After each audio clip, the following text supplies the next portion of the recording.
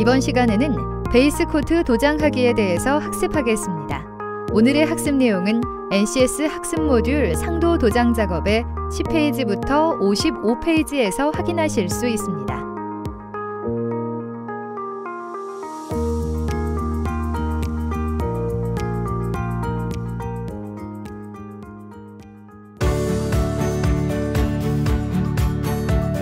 안녕하세요. 자동차 도장을 배우는 즐거움에 빠져 사는 여자 김희진입니다. 오늘도 우리를 자동차 도장의 세계로 안내할 명쾌한 전문가 유창배 선생님 모셨습니다. 선생님 안녕하세요. 네, 안녕하십니까. 유창배입니다. 선생님, 오늘은 어떤 부분에 대해 학습을 하게 되나요? 네, 오늘은 베이스 코트 도장하기에 대해 학습해 보도록 하겠습니다. 베이스 코트 도장하기요? 좀 용어가 생소한데요. 정확히 어떤 작업인가요? 네, 베이스 코트는 페인트의 부착력을 증진시켜주는 용도뿐 아니라 철제의 녹 방지 효과도 가진 기본 도장입니다. 아, 그렇군요. 그렇다면 오늘 구체적으로 학습할 내용은 어떤 것이 있죠? 네, 우선 스프레이건에 대해서 먼저 학습한 후에 베이스 코트 도장을 배워보도록 하겠습니다. 네, 오늘은 스프레이건과 도료의 적절한 사용법에 대해 배우는 시간이 되겠네요. 오늘도 열심히 배워보겠습니다. 페인트의 부착력 증진과 철제의 녹방지 효과를 위한 상도 도장 작업 중 베이스 코트 도장하기. 오늘의 NCS 함께 보시죠. 오늘 배울 내용의 NCS 정보를 확인합니다. 우리는 이 중 베이스 코트 도장하기에 대해서 알아보고자 합니다. 오늘의 NCS. 선생님, 이번 시간에 NCS 학습 모듈의 학습 목표는 무엇이죠? 오늘의 NCS 학습 모듈의 학습 목표를 살펴보겠습니다. 학습을 통해 여러분은 도장 작업 지침서에 따라 스프레이건의 적정한 패턴폭, 공기 압력, 토출량을 조절할 수 있고 은폐되는 정도를 판단할 수 있습니다. 오늘 학습을 위한 선수 학습은 프라이머 서페이스 작업, 마스킹 작업, 조색 작업입니다. 선생님, 그렇다면 이번 시간의 핵심 용어는 어떤 것들이 있을까요? 이번 시간의 핵심 용어는 상도, 상도 도장, 스프레이건 사용과 세척, 상도 건조, 상도 재료 및 도장 결함입니다.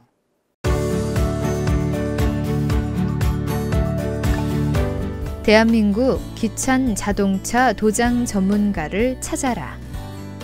광택이 사라진 자동차도 이분의 손을 거치면 새 자동차처럼 변한다던데. 오랜 경력 기간 동안 이분의 손을 거쳐 새로 태어난 자동차가 줄을 선다고 해서 스피드의 VJ가 서울시 서초구로 출발. 오늘도 자동차에게 새 생명을 불어넣어주고 계시는 이분은 누구신가요? 안녕하세요. 달인 천병곤입니다.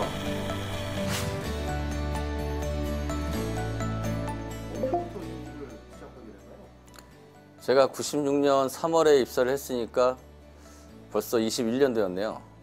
오늘 학습할 내용은 상도 도장 중 오늘 학습할 내용은 상도 도장 작업 중에 베이스 코트 도장인데요. 베이스 코트 도장이 왜 중요한가요? 베이스 코트는 소비자의 기호에 맞게끔 어떤 차량에 특정한 컬러를 부여하기 때문에 상당히 중요한 작업 중에 하나라고 할 수 있어요. 네, 베이스 코트가 왜 중요한지 알게 된 시간이었는데요.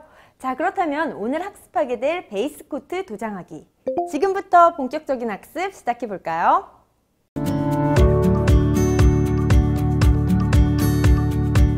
스프레이건은 도료를 압축 공기를 이용하여 안개 모양으로 뿜는 기구로 구조 원리는 다음과 같이 이루어집니다. 먼저 공기캡의 중심 구멍으로부터 압축 공기를 보내면 도료 노즐의 선단이 진공이 되어 용기 속의 도료가 도료 노즐 구멍으로부터 분출됩니다.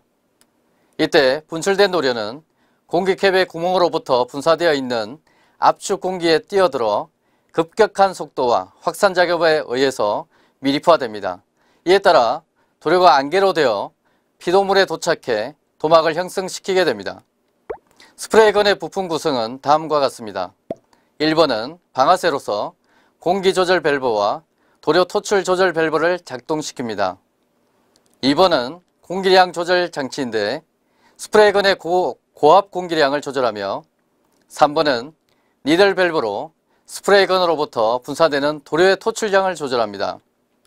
그리고 4번은 노즐로 니들과 연계에 작동되며 분사되는 도료 상태를 조절하며 5번은 토출량 조절 장치로 방아쇠 작동 시 니들과 노즐 간의 간격을 조절합니다.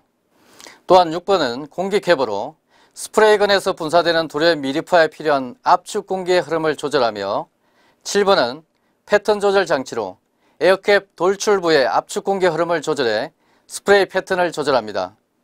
스프레이건의 공기 캡에 있는 공기 분사 구멍에 의해 다음 3단계로 미리파 및 스프레이 패턴이 형성됩니다. 1단계에서 노즐로 흡입되는 도료는 토출구 주위의 공기 구멍에서 분사되는 고압의 공기에 의해 와류된 후에 분출되어 1차 미리파됩니다. 그리고 2단계에서 도료는 에어캡의 보조 구멍에서 분사되는 고압 공기에 의해 2차적으로 미리파가 이루어지며 3단계에서 에어캡 양단의 측면 보조 구멍에서 분사되는 고압 공기에 의해 타원형의 분사 모양으로 변화됩니다. 스프레이건의 종류를 분류하는 방법에는 여러 가지가 있으나 공기 모아 방식, 도료 공급 방식, 피도물의 종류와 크기, 도료 노즐의 지름 등에 따라 분류됩니다. 먼저 흡상식입니다. 도료 용기는 건의 하단 부분에 장착되어 공기 압력에 도료가 흡입되어 분사됩니다. 장점으로는 건의 작동이 안정되어 있고 도료의 보충과 교체가 용이하며 건의 세척과 도료의 교환이 용이합니다. 단점으로는 수평 및 곡면 부위 도장이 곤란하며 도료의 점도에 따라 토출량이 변화됩니다. 또한 중력식에 비해 무겁습니다. 다음으로 중력식은 도료 컵이 건의 상단부에 장착되어 도료는 대기압과 노즐 팁의 공기압에 의한 흡입력으로 분사됩니다. 도료 점도에 의한 토출량의 변화가 적고 수직과 수평 작업 모두 용이하며 건의 세척과 도료의 교환이 용이하다는 장점이 있습니다. 반면 도료 컵이 건의 상단에 장착되어 작업에 불안정성이 있으며 컵의 용량이 작아 넓은 작업에 부적합하다는 단점이 있습니다. 그리고 압송식은 도료가 압축 공기 탱크 혹은 펌프에 의해 압축된 상태에서 분사됩니다. 점도가 높은 도료의 작업에 용이하며 작업 중 부족한 도료의 보충이 필요 없으며 넓은 작업에 적합하다는 장점이 있습니다. 그러나 도료의 보충과 색상 교체가 불편하고 세척 시간이 과다 소요된다는 단점이 있습니다. 시청자 여러분 안녕하십니까. 자동차 도장과 함께 하루하루가 즐거운 개그맨 현병수입니다. 오늘도 함께 자동차 도장 실습을 해주실 유창배 선생님을 모셨습니다. 선생님 안녕하세요. 안녕하십니까? 네. 청배입니다. 선생님 오늘 또 우리가 학습을 하잖아요. 자동차 도장을 배우게 될 텐데 어떤 내용을 배우게 됩니까? 네, 오늘은 올바른 스프레이건 사용하기에 대해 한번 배워보겠습니다. 스프레이건을 올바르게 사용하는 방법. 예, 여기 스프레이건이 있네요. 예. 예, 이거를 사용하는 방법을 우리가 예, 배우는 겁니까? 예. 간단하지 않습니까? 이거는 뭐 우리가 따로 이런 걸 배워야 되나요? 그렇게 간단하지는 않습니다. 간단하지가 않다고요? 예, 예. 스프레이건 이렇게 뿌리면 되는 거 아닙니까? 예, 그렇지는 않고요. 예, 예. 간단한 것처럼 보이지만 사실은 어떻게 사용하냐에 따라서 도장 품질이 달라질 수 있기 때문에 그렇습니다.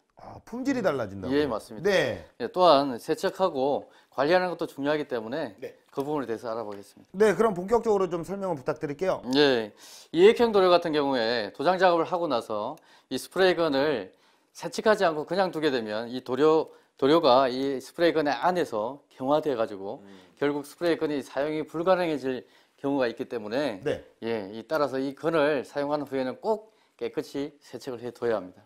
깨끗하게 관리하는 것이 중요하다 이런 말씀을 하시는 네, 거잖아요. 맞습니다. 네, 스프레이건뿐만 아니라 다른 기기들도 사용 후에 관리가 아주 중요할 것 같다라는 생각이 들고요. 그럼 선생님께서 작업에 필요한 것들을 좀 소개를 해주시죠. 예, 그러니까 상도형 스프레이건을 사용할 수 있는 베이스용 도료, 네, 예, 그리고 여과지, 송진포, 그리고 탈지제, 그리고 또 닦아내야 될 그 종이 타월, 그리고 마스킹 테이프, 마스킹 종이, 그리고 희석용 시너, 그리고 세척용 시너, 이런 것들이 필요합니다. 네, 그 외에도 또 필요한 것들이 있다면 어떤 것들이 있을까요? 네, 그 외에도 장비가 필요한데요. 도장용 스프레이 부스, 여기 지금 부스가 있어야 되고요. 그리고 샌딩할 때 필요한 샌딩 부스, 네, 그리고 도료를 혼합할 수 있는 교반기, 그리고 에어를 사용할 수 있기 때문에 컴프레시가 필요하고요.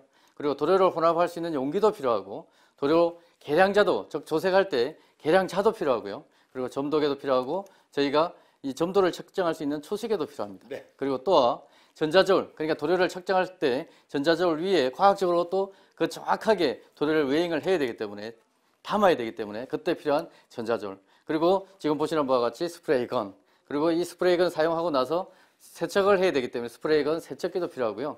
그리고 에어 더스터건, 그리고 방독 마스크, 당연히 안전에 중요한 그 방독 마스크도 필요하고요. 그리고 내용제성 장갑, 맨손으로 만지면 안 되기 때문에 내용제성 장갑도 필요하고요. 그리고 도료를 혼합할 때 튈 수 있기 때문에 지금 병수 씨 같이 보안경을 끼는 저는 알이 없어요. 네, 아유 그래요? 예, 알이 그럼 그런 안경은 안 됩니다. 네네. 그래서 보안경도 보안경. 필요하고요. 네. 예, 그래서 스프레이 부스복, 지금 입고 계신 스프레이 부스복도 필요하고요. 그리고 마스킹 편릭이라고 해서 마스킹 종이를 작은 거, 짧은 거, 긴 거 해가지고 필요할 때마다 사용할 수 있는 편리기도 필요합니다. 아, 예, 뭐 이거 우리 스프레이건 이거 하나 그러니까 사용을 하고 나서 이제 관리를 하는 데 있어서 정말 많은 것들이 필요합니다. 맞습니다. 네, 선생님께서 이제 실습을 통해서 올바른 또 이게 스프레이건을 사용하는 방법을 잘 설명을 해주실 것 같고요. 지금부터 올바른 스프레이건 사용하기에 대해서 알아보도록 하겠습니다. 스프레이건의 기본 사용법 첫 번째. 스프레이건 조작법 및 운행법을 숙련합니다. 먼저 스프레이건의 조작법을 숙련합니다. 다음으로 스프레이건의 운행법을 숙련합니다. 마지막으로 스프레이 자세 및 호스 잡는 법을 숙련합니다. 두 번째, 스프레이건의 패턴을 조절합니다. 먼저 패턴의 형태를 사전 점검합니다. 다음으로 패턴을 시험합니다. 패턴을 조절합니다. 마지막으로 토출량을 조절합니다. 세 번째, 스프레이건의 분사 거리 및 운행 속도를 점검합니다. 먼저 스프레이건의 분사 거리를 조절합니다. 다음으로 스프레이건의 운행 속도를 조절합니다. 스프레이건의 이동 거리를 조절합니다. 마지막으로 패턴의 겹침 폭을 숙련합니다.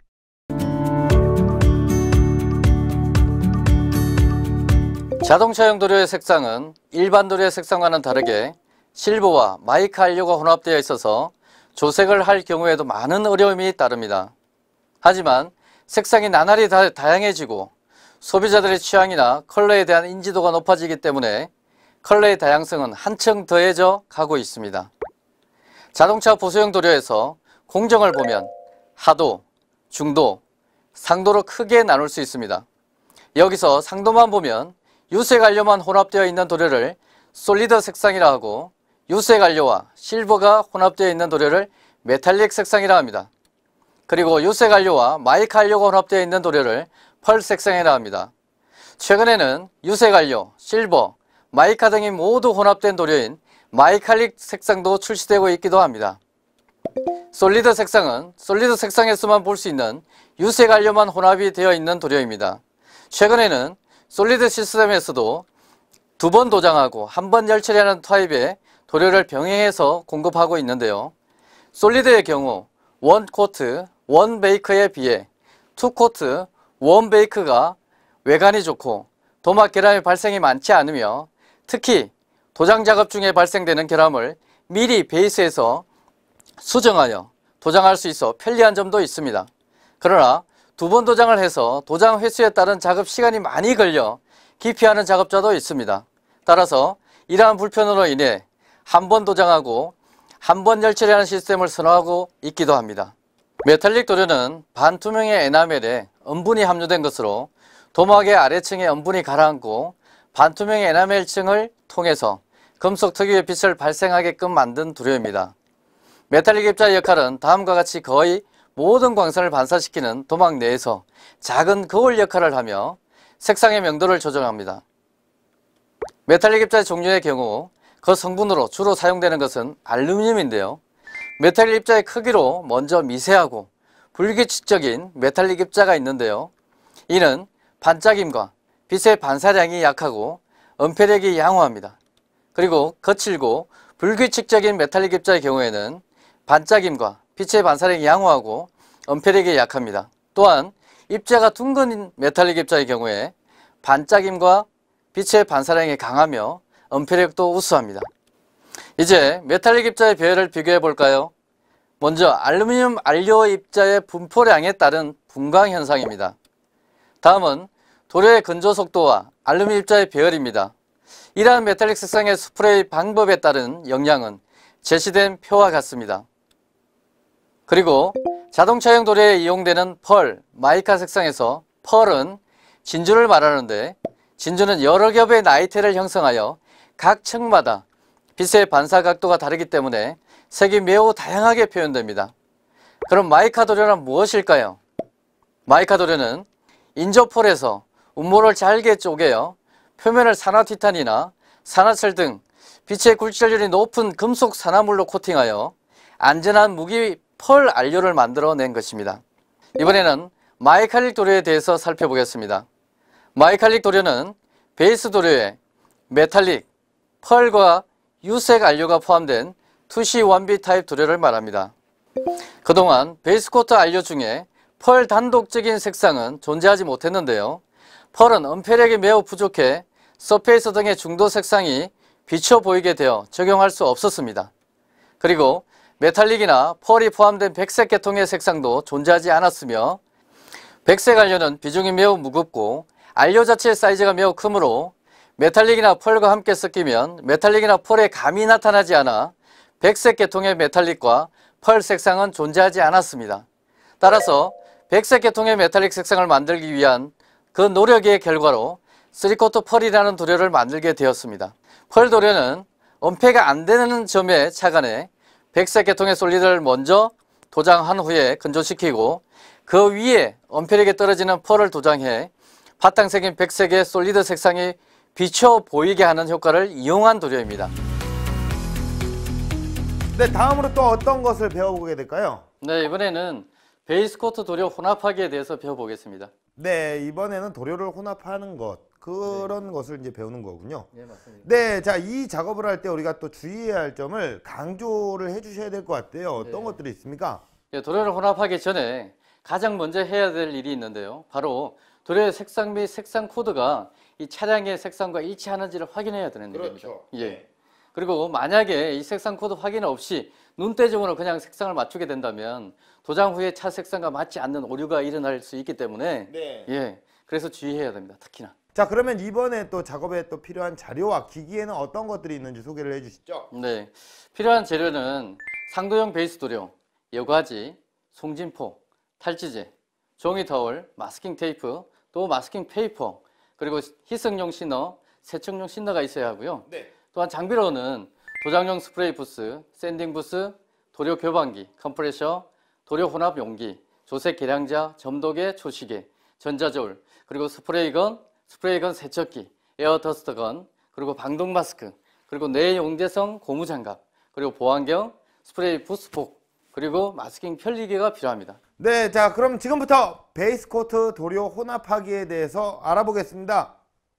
도료 색상 및 코드가 차량 색상 및 색상 코드와 일치하는지를 확인합니다. 색상 코드가 일치할 경우에는 사전 조색 도료를 준비합니다.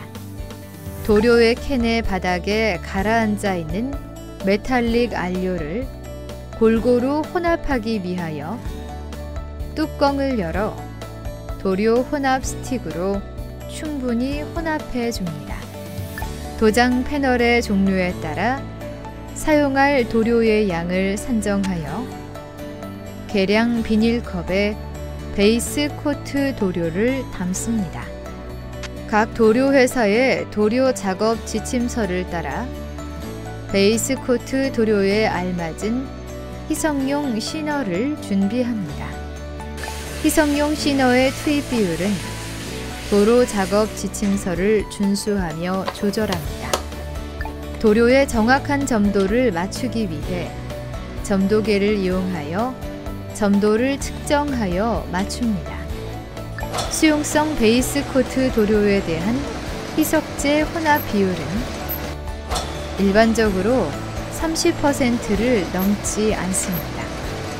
원액 베이스 도료의 용제가 75% 이상이 물로 되어 있어 수용성 도료의 희석 비율이 높지 않으므로 작업 지침서에 따라 수용성 희석제를 많이 투입하지 않도록 주의합니다.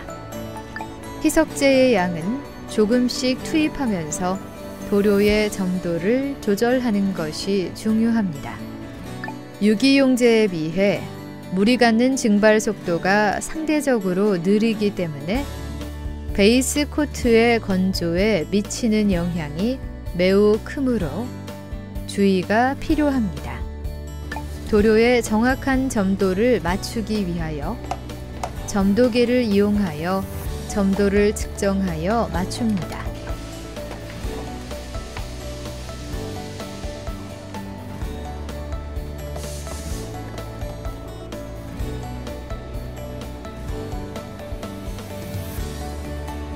도장할 자동차의 각 도료사의 색상 코드와 색상 배합표를 통하여 도료 배합을 준비합니다.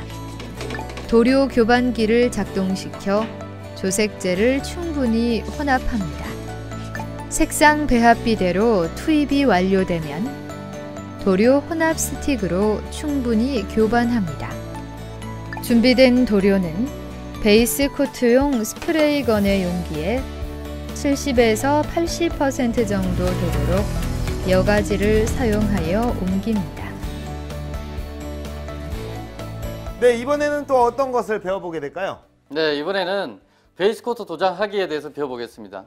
유용성 베이스 코트 도장과 그리고 물이 베이스인 수용성 베이스 코트 도장 순서로 실습을 진행해 보도록 하겠습니다. 네, 이제 드디어 우리가 도장 작업을 이제 시작을 하는 건가요? 맞습니다. 본격적으로 들어가는 거예요? 네, 맞습니다. 푹 한번 들어가 보겠습니다. 예. 자, 그렇다면 실습에 필요한 것들 소개를 좀 부탁드릴게요. 네, 필요한 재료로 상도용 베이스 도료가 필요하고요.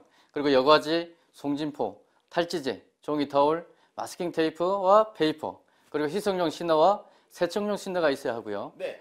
예, 장비로는 도장용 스프레이 부스, 샌딩 부스, 도료 교환기, 그리고 컴프레셔, 도료 혼합 용기, 그리고 조색 계량자, 점도계, 초시계, 그리고 전자저울, 스프레이건, 스프레이건 세척기, 그리고 에어 더스트건, 방독 마스크, 내화학성 고무장갑, 그리고 보안경, 스프레이 부스복, 그리고 마스킹 편리기가 필요합니다. 자, 그럼 베이스 코트 도장하기에 대해서 알아보겠습니다. 송진포와 에어 더스트건을 이용하여 도장할 패널의 미세먼지와 오염물을 제거합니다. 베이스 코트의 도장 횟수는 일반적으로 도료의 은폐가 완료되는 시점으로 색상별로 편차가 있는 점을 주의합니다. 초벌 도장을 1회합니다. 초벌 도장 후에는 플래시 오프 타임을 적용하지 않아도 무방합니다.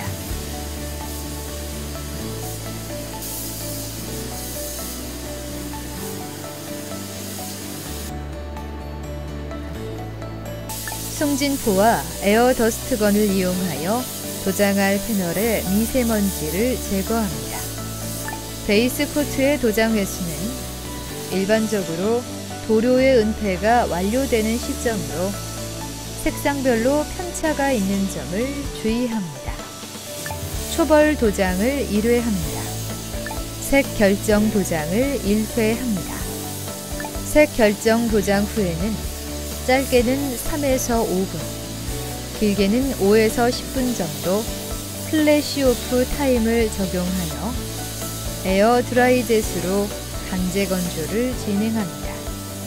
도장 작업 3차를 실시합니다.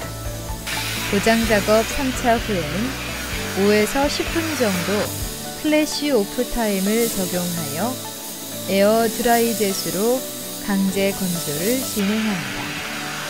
마무리 도장을 합니다. 베이스 코트 작업이 완료되면 에어 드라이젯을 사용하여 플래시 오프 타임을 충분히 적용하여 후속 공정을 준비합니다. 네, 이렇게 해서 오늘 베이스 코트 도장하기에 대해서 학습을 해봤는데요. 야, 오늘 뭐 여러 가지를 정말 많이 배운 것 같네요. 네. 네네. 오늘 배운 베이스 코트 도장하기는 매우 중요한 부분이기 때문에 잘 숙지하신다면 멋진 도장을 하실 수 있을 겁니다. 도장님이 되기 위해서 네. 우리가 당연히 알고 조금 뭐 복잡하고 어렵더라도 가까이 가야 되는 부분이잖아요. 네, 열심히 또 오늘 배운 것들 직접 또 실습을 해봤으니까요. 계속 기억하도록 하겠습니다.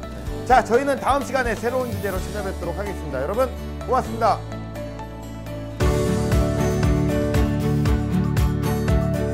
베이스 코트 도료 혼합하기의 경우 첫 번째, 유용성 메탈릭 색상 도료를 혼합합니다. 각 도료 회사의 도료 작업 지침서에 따라 베이스 코트 도료에 알맞은 희석용 시너를 준비하고 희석용 시너의 투입 비율은 도료 작업 지침서를 준수하며 조절합니다. 그리고 준비된 도료는 베이스 코트용 스프레이건의 용기에 70에서 80% 정도 되도록 여과지를 사용하여 옮깁니다. 두 번째, 수용성 메탈릭 색상 도료를 혼합합니다. 원액 베이스 도료의 용제가 75% 이상이 물로 되어 있어 수용성 도료의 희석 비율이 높지 않으므로 작업 지침서에 따라 수용성 희석제를 많이 투입하지 않도록 주의합니다. 그리고 희석제의 양은 조금씩 투입하면서 도료의 점도를 조절하는 것이 중요합니다. 유기용제에 비해 물이 갖는 증발 속도가 상대적으로 느리기 때문에 베이스 코트의 건조에 미치는 영향이 매우 크므로 주의가 필요합니다. 세 번째, 메탈릭 색상 현장 조색 도료를 혼합합니다. 수지 및 각종 조색제를 색상 배합표에 있는 중량대로 투입하고 0을 세팅합니다. 도료는 수지를 맨 먼저 투입하고 중량이 많은 순에서 적은 순으로 투입합니다. 투입하는 도중에 특정 조색제의 양이 배합표의 양보다 많이 투입되면 그 비율만큼 다른 조색제를 추가해야 하므로 매우 신중히 작업합니다. 다음 베이스 코트 도장하기의 경우 유용성 베이스 코트를 도장합니다. 송진포와 에어더스트건을 이용하여 도장할 패널의 미세먼지와 오염물을 제거합니다. 초벌 도장을 1회 색 결정 도장을 1회 합니다. 도장 작업 3차를 실시하고 마무리 도장을 합니다. 베이스 코트 작업이 완료되면 플래시 오프 타임을 충분히 적용해 후속 공정을 준비합니다. 전체 도장의 경우 패널 도장과 달리 작업 면적이 넓으므로 별도의 플래시 오프 타임을 적용하지 않습니다. 수용성 베이스 코트를 도장합니다. 베이스 코트의 도장 횟수는 일반적으로 도료의 은폐가 완료되는 시점으로 색상별로 편차가 있는 점을 주의합니다. 도장 작업 3차 후에는 5에서 10분 정도 플래시 오프 타임을 적용하여 에어 드라이젯으로 강제 건조를 진행합니다. 3코트 펄 베이스 코트 도장하기의 경우 우선 컬러 베이스 도료를 혼합하고 컬러 베이스를 도장합니다. 그리고 펄 베이스를 도장합니다. 이렇게 해서 오늘은 베이스 코트 도장하기에 대해서 배워봤는데요. 베이스 코트 도장이 상당히 많은 시간과 기술을 필요로 하는 작업이라는 생각이 드네요. 네, 맞습니다. 그렇기 때문에 베이스 코트 도장의 중요성을 알고 단계별 작업에 필요한 장비와 재료의 사용법을 잘 아는 것이 매우 중요하다고 할 수 있겠습니다. 네, 용어가 생소한 것들이 많아서 약간 어려운 느낌이 들었는데요. 그래도 그만큼 자동차 도장이 만만한 분야는 아니라는 생각이 들어서 더 의욕적으로 공부해야겠다는 생각도 듭니다. 자, 여러분도 오늘 배우신 것들을 잘 숙지하셔서 성공적인 도장 작업을 완료하셨으면 좋겠습니다. 저희는 다음 시간에 또 뵙겠습니다. 감사합니다. 감사합니다.